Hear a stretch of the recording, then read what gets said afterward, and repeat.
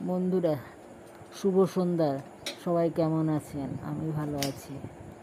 আপনারা সবাই ভালো আছেন তো? রাত্রের এইটা কার রাত্রের আয়োজন?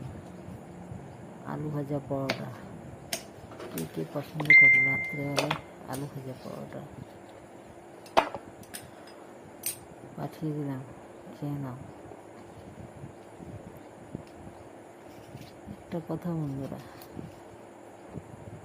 সবসময় সত্যের পথে চলা দরকার। সত্য কোনোদিন বৃথা যায় না, আর মিথ্যা কোনোদিন সত্য হয় না। একদিন শ্রীকৃষ্ণ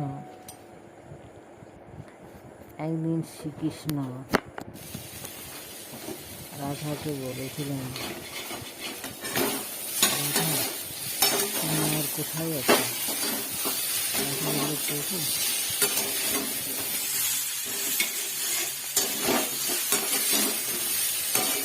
একদিন রাধা শ্রীকৃষ্ণকে জিজ্ঞাসা করেছিলেন, প্রভু আমি তোমার কোথায় কোথায় আছি?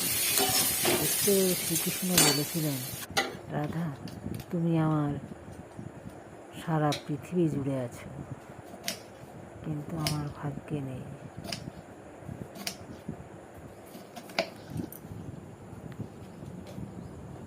বন্ধুরা, ভালোবাসলে যে সবাইকে পাওয়া যায় তার কোনো মানে নেই। রাধা শ্রীকৃষ্ণ